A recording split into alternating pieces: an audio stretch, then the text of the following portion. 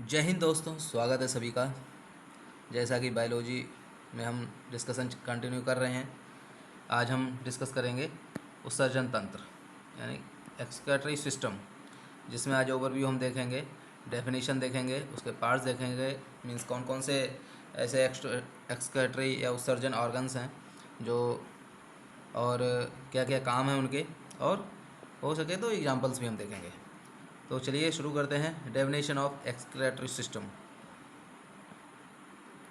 Excretory system यानी उत्सर्जन तंत्र, ये क्या करता है? जो हमारे शरीर में बेकार की चीज़ें होती हैं जिनका कोई यूज नहीं होता है, वो वेस्ट के रूप में हमारे शरीर से बाहर निकल जाता है। जैसे कि पसीना है, मल मूत्र है, जो हमने पाचन तंत्र में पढ़ा था, जो खाना पचने के बाद जो भी अनपचा भोजन जो पच नहीं सकता है, जो वेस्ट है, वो बाहर निकल जाता है।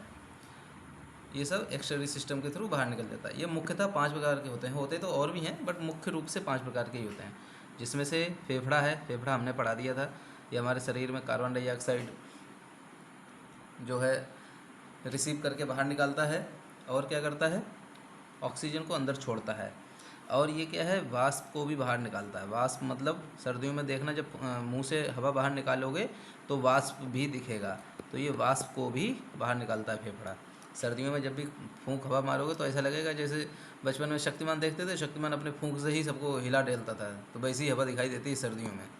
तो यही वाष्प है। ये मैंने इसमें देखा था हम लोगों ने, जिसमें ये हमारे लंग्स थे। और ये लंग्स क्या है? इसके अंदर जो सबसे छोटा पार्ट है वो एलवीएली ये होता था।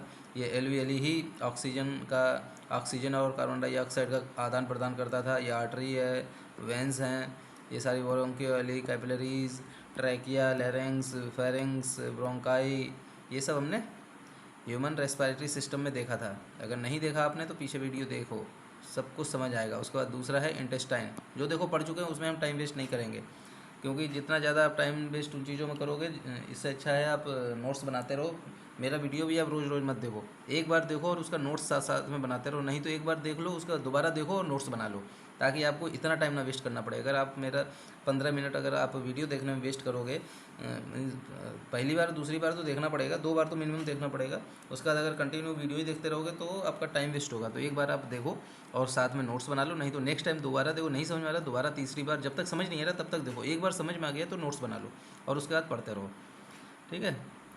किसी के भी वीडियो बार बार नहीं देखना। अगर बार बार देख रहे हो, इसका मतलब आप सही रास्ते पर नहीं हो, आपका समय वेस्ट होता रहेगा, आप उसी चीज़ में उलझे रहोगे, आगे नहीं बढ़ पाओगे। दूसरा है इंटेस्टाइन, आँत। इंटेस्टाइन इंटेस्टाइन 2 प्रकार की होती है इंटेस्टाइन, छोटी आँत और बड़ी आँत। ये क्या करता है? ये अनबचे भोजन को बाहर करता है, और जो भोजन पचने के बाद जो मल बचता है वो बाहर निकल जाता है। तो इसके बारे में हमने जो डाइजेस्टिव सिस्टम 2 हैं, एक पार्ट 1 है, एक फाइनल पार्ट है, दोनों में हमने अच्छे से बताया कि कैसे भोजन पचता है। तो इसमें हमने देखा था, इधर से हमारा खाना आता है, ये आमाशय है। आमाशय के बाद ये छोटी आंत में जाता है, छोटी आंत है, ये मेन पार्ट बता रहा हूँ। छोटी आंत के बाद ये बड़ी आंत में ऐसे जाता है, और बड़ी आंत से ये इधर से गुदा से बाहर हो जाता है सारा, ठीक है? ये जो बड़ा वाला पार्ट है, ये बड़ी आंत का पार्ट है। तो आप ये भी देखना, डाइजेस्टिव सिस्टम में पता चल जाएगा। स्किन, ये तीसरा। स्किन क्या करता है? स्किन से हमारा देखो, स्किन के छोटे छोटे होल होते हैं जिनके थ्रू पसीना बाहर निकलता है, और पसीना निकलता है तो पसीने में नमक की मात्रा भी अधिक होती है। अगर आप टेस्ट करना चाहते हो तो आप टेस्ट भी, जो आपका पसीना निकलता है, आप थोड़ा टेस्ट करके देख सकते हो, उसमें देखना उसका टेस्ट नमकीन ही होगा। अब ये मत बोलना कि मैंने भी टेस्ट किया हुआ है, सबको पता चल जाता है, ठीक है? अगर आप वर्कआउट करोगे तो थोड़ा बहुत पसीना आपके मुंह में चला ही जाएगा। उसके बाद सीसम। सीसम जो है, ये हमारे नाक के अंदर एक पदार्थ होता है जो ऊपर से भी बाहर निकलता है और नॉर्मल भी निकलता है। और ये जब शीशम जो नाक है, देखो जो हमारा फेफड़े जो है, लंग्स, लंग्स जो ऊपर हमने देखे थे, वो देखो वाष्प, कार्बन डाइऑक्साइड, ये सब बाहर निकालता है। इसके साथ साथ ये बलगम को भी बाहर निकालता है। तो जितने बड़े बुजुर्ग लोग हैं वो, या फिर तुम भी जब नाक और जो भी बलगम बाहर निकालते हो, तो जो आवाज़ आती है वो कैसे? तो फेफड़ों के थ्रू होती है।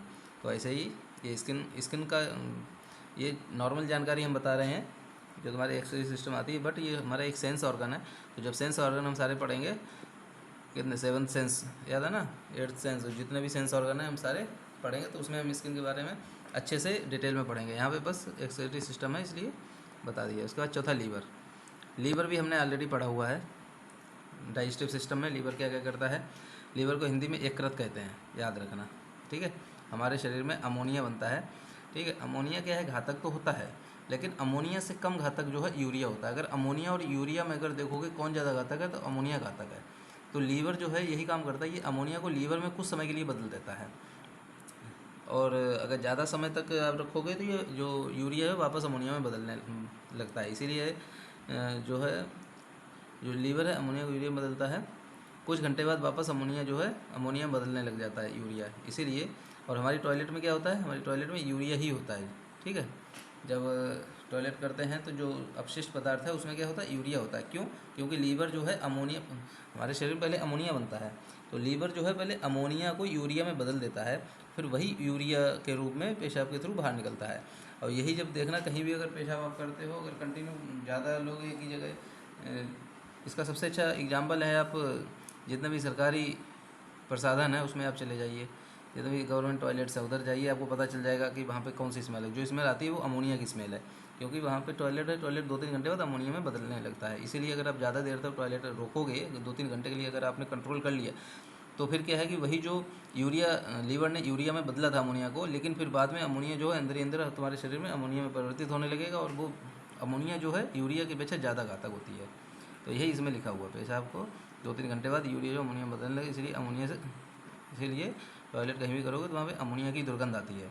अमोनिया ज़्यादा खतरनाक होती है, इससे कम खतरनाक यूरिया होता है, इसीलिए यहाँ पे लिखा है। ऐसा नहीं है, खतरनाक दोनों ही हैं, लेकिन हमारी बॉडी के लिए जो है हेल्थ कॉन्शियस अगर आप हो तो ये सब देखना है। बाकी लीवर के बारे में हमने पूरा पढ़ाया दिया है। ये लीवर है तुम्हारा, ये पूरा पार्ट जो है ये लीवर, ये थोड़ा जूम करके इधर दिखाया ताकि आपको समझ आए, ठीक है। उसके बाद ये आमाशय है जो हमने बताया था।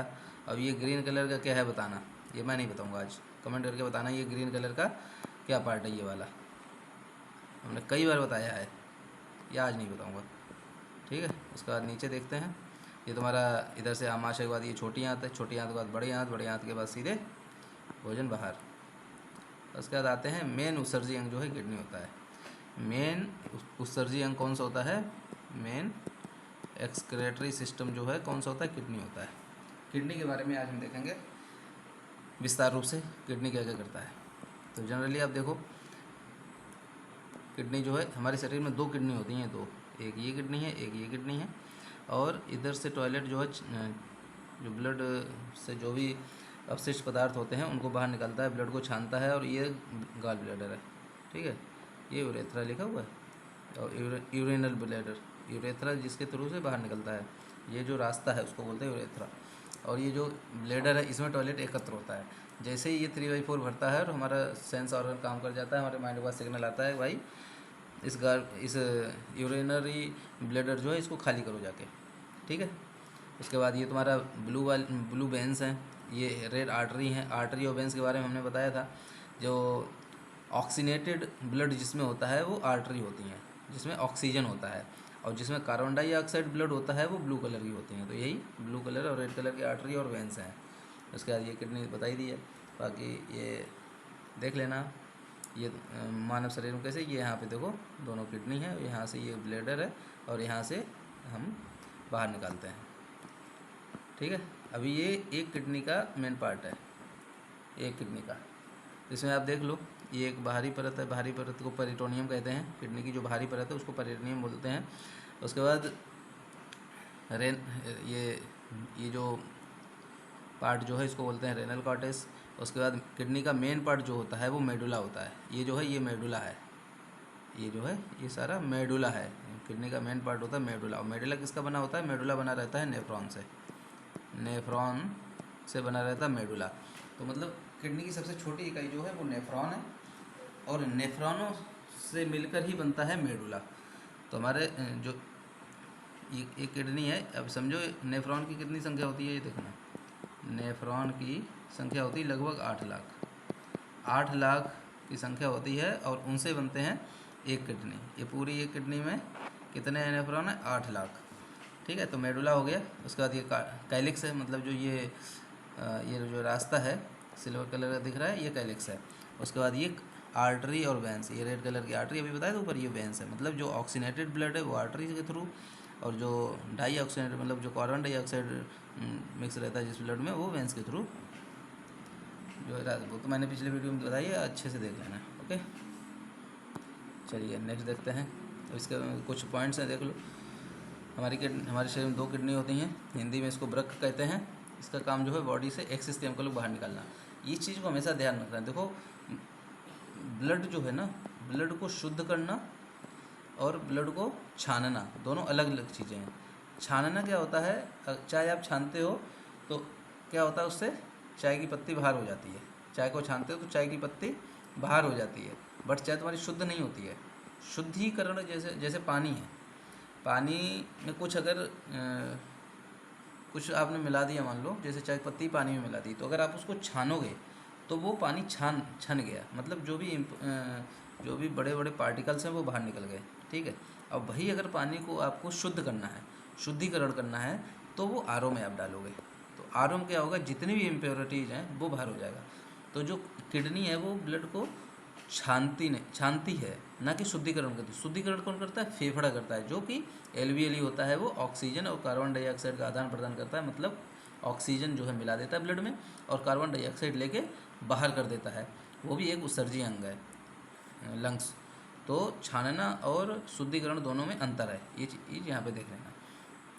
हमारे शरीर में जो पेशाब का रंग जो है पीला होता है, वो किसी कारण होता है, यूरोक्रोम के अधिकता कारण। अगर यूरोक्रोम बढ़ गया तो पेशाब रंग पीला हो जाएगा। यही अगर हमने लेटरिन का बताया तो लेटरिन का कलर जो पीला होता है वो होता है बिलिरुबिन की वजह से होता है, ठीक है। ये एक्सक्रीटरी सिस्टम है। एक किडनी का वजन कितना होता है, 140 ग्राम होता है। इसको तो रट्टा मार लेना, एकदम छोटे मोटे एग्जाम में ये जरूर पूछा जाता है।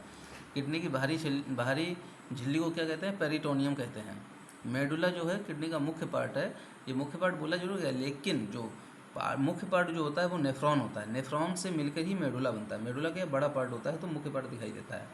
और नेफ्रॉन ही हमारी किडनी की इकाई होती है, ठीक है। और हमारी किडनी के अध्ययन को नेफ्रोलॉजी भी कहते हैं। नेफ्रॉन से ही सब कुछ है। और जो डॉक्टर होते हैं, जो किडनी के डॉक्टर होते हैं, उनको नेफ्रोलॉजिस्ट बोलते हैं। तो नेफ्रॉन ही मेन पार्ट है। मेडुला इसलिए बोल दिया क्योंकि मेडुला बड़ा पार्ट है और वो नेफ्रॉन से ही मिलकर बना हुआ है। एक किडनी में लगभग 8 लाख नेफ्रॉन होते हैं, ठीक है। रेनिन का नाम हमने सुना होगा, डाइजेस्टिव सिस्टम अगर याद आपको होगा। रेनिन एंजाइम जो है, रेनिन एंजाइम निकलता है जो दूध को दही जमा देता है, याद होगा। तो यहाँ पे रेनिन हार्मोन है, इसमें कन्फ्यूजन बहुत होता है। रेनिन एंजाइम तो तुम्हारा आमाशय में ही होता है, और रेनिन हार्मोन का होता है किडनी से निकलता है। किडनी की नसों को रेनल कहते हैं। मेडुला के अंदर नेफ्रॉन होते हैं, जिनकी संख्या लगभग 8 लाख होती है, ऑलरेडी बताया हुआ है, ठीक है। उसके बाद देखो, किडनी के अध्ययन को अभी मैंने बताया, किडनी के अध्ययन क्या होता है, नेफ्रोलॉजी बोलते हैं। किडनी की इकाई नेफ्रॉन है, क्योंकि यह किडनी की सबसे छोटा भाग होता है। इकाई क्या होती है, जैसे कोई भी चीज़ होती है तो उसमें जो मेन चीज़ होती है वो वही इकाई बोली जाती है। जैसे किडनी में बोला गया है नेफ्रॉन को, ठीक है। जो मेन चीज़ होती है वही इकाई होती है, जिसके बिना नहीं बन सकता है।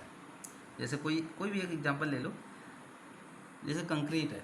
कंक्रीट की अगर आप दीवार बना रहे हो तो उसमें मेन पार्ट क्या होगा, मेन पार्ट होगा उसमें जो कंकड़ होते हैं, जो गिट्टी होती है, तो उसकी इकाई क्या है। वैसे उसमें देखो, दीवार बनाने के लिए क्या है, मतलब लेंटर डालने के लिए क्या है, कंक्रीट है, सीमेंट है, पानी है, कई सारे मिक्सर हैं। लेकिन मेन क्या है, मेन जो है गिट्टी है, जो गिट्टी होती है वो है, ठीक है। ये देखो एक किडनी का पार्ट है, जो ऊपर भी देखा था, ये एक अलग से है।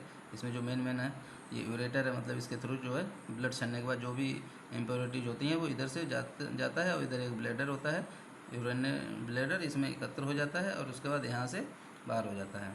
इसके बाद ये देखो मेडुला है, मेन पार्ट जो बताया था, ये 4 मेडुला इसमें बने हुए हैं। और इन सब मेडुला बने हैं, ये सब नेफ्रॉन से मिलकर बने हुए हैं। ये पेल्विस है, ये कार्टेक्स है, बताया था। उसके बाद जो नेफ्रॉन है, नेफ्रॉन देखो इतनी बड़ी एक किडनी है, 140 ग्राम किडनी है, 8 लाख नेफ्रॉनों से मिलकर बनी रहती है। अब नेफ्रॉन 8 लाख है तो इसमें दिखाई देगा नहीं, तो इनको जूम करके देखा गया तो इसकी इकाई ऐसे बनती है। ये जो है नेफ्रॉन, ये इसकी इकाई जो है जूम करने के बाद देखा गया तो ये इस तरह का दिखता है, ये, ठीक है। और कुछ देखते हैं। किडनी जो है ब्लड को छानती है, इस प्रक्रिया को डायलिसिस कहते हैं। ब्लड को छानना डायलिसिस या अल्ट्रा फिल्ट्रेशन प्रोसेस के ही थ्रू होता है। इससे क्या है, ब्लड से गंदगी निकल जाती है। कैल्शियम ऑक्सीलेट की वजह से मात्रा ज़्यादा होने से क्या होता है, किडनी में स्टोन बनता है। ये एक बीमारी है, बीमारी अभी नीचे देखेंगे। पेशाब में यूरिया 2% होता है। एक किडनी से भी आदमी जीवित रह सकता है। देखो किडनी क्या है, बहुत देखो कई सारे एग्जाम्पल्स आप देखोगे कि कई लोगों के जन्म जो है होता है तो उनमें भी एक ही किडनी होती है बहुत लोगों में, लेकिन दो किडनी होना सही है, बट अगर एक भी अगर है तो आपको कोई प्रॉब्लम नहीं होगी, आराम से जी सकते हो, आराम से रह सकते हो। तो कभी कभी क्या होता है, कोई भी बंदा जो है अगर किसी की किडनी, दोनों किडनी खराब हो गई, एक किडनी में तो वैसे ही जीते रहते हैं, कोई इशू नहीं था, अगर दोनों ही खराब हो गई तो किसी के सगे संबंधी हैं, माँ बाप भाई बहन कोई है, तो एक किडनी दे के और आराम से जीवित रह सकते हैं। ग्रीन ग्रंथि, ये अमोनिया जो है कीटोन होता है, ग्रीन ग्लैंड। और पेड़ पौधों में जो उत्सर्जी पदार्थ निकलता है उसको लासा या दूध कहते हैं। ऐसे ही ये ग्रीन ग्लैंड जो है अमोनिया है, ये कीटोन होता है, तो कीटों में उत्सर्जी पदार्थ क्या है, अमोनिया है। सेम जैसे हमारे में भी अमोनिया ही होता है, लेकिन वो यूरिया परिवर्तित कर देता है लीवर और बाहर निकलता है। ठीक है, पेड़ों पौधों काटोगे तोड़ोगे तो किसी में गोंद टाइप में निकलता है, तो वो उत्सर्जी पदार्थ है। और कई चीज़ों में सफ़ेद रंग का एक पदार्थ निकलता है जो दूध की तरह दिखता है, इसलिए तो वो भी उत्सर्जी पदार्थ है। अब यूरिन में देखो 95% जल होता है, 2% यूरिया होती है, इसकी पीएच वैल्यू 4.8 होती है। अब आप कमेंट करके बताना कि पीएच वैल्यू जो है उदासीन अवस्था में कितनी होती है। उससे कम होगा तो अम्ल होगा, उससे ऊपर होगा तो क्षार होगा, मतलब एसिड और बेस। तो ये जो इसका स्वभाव जो है अम्लीय होता है, इसकी गंध जो है अमोनिया जैसी आती है। क्यों आती है ऑलरेडी मैंने बता दिया है, बार बार बताने की जरूरत नहीं है। उसके बाद इसमें कौन कौन सी बीमारियाँ हो जाती हैं किडनी में। स्टोन हो जाता है। स्टोन किसके लिए हो जाता है, क्योंकि हमारी बॉडी में अगर कैल्शियम ऑक्सीलेट की मात्रा बढ़ जाती है तो स्टोन हो जाती है। उसके बाद यूरेनिया, स्टोन को निकालने के लिए क्या होता है कि आप समय समय पानी पीते रहो। दिन में अगर आप 4 से 5 लीटर पानी पी रहे हो तो आपकी स्टोन कभी हो ही नहीं सकती है। डॉक्टर भी यही सलाह देते हैं, यही सजेस्ट करते हैं कि आप पानी ज़्यादा से ज़्यादा पियो तो आपकी आराम से स्टोन निकल जाती है। स्टोन निकलती क्यों है, स्टोन बनती क्यों है, क्योंकि बहुत सारी ऐसी चीज़ें होती हैं जिसमें जो है आयरन की मात्रा अधिक होती है और पानी आप कम पीते हैं, तो वो जो किडनी है वो ब्लड को छान ही नहीं पाती है, क्योंकि छानने के लिए कोई तो दूसरा पदार्थ चाहिए, वो पानी ही होता है जो ब्लड को छानने में मदद करता है। तो पानी आप कम पियोगे तो आपकी स्टोन बनेगी। उसके बाद यूरेनिया है, ये एक बीमारी है, ये अमोनिया ज़्यादा हो जाता है। अमोनिया अगर बढ़ गया NH3 तो क्या है, यूरेनिया नामक बीमारी हो जाती है।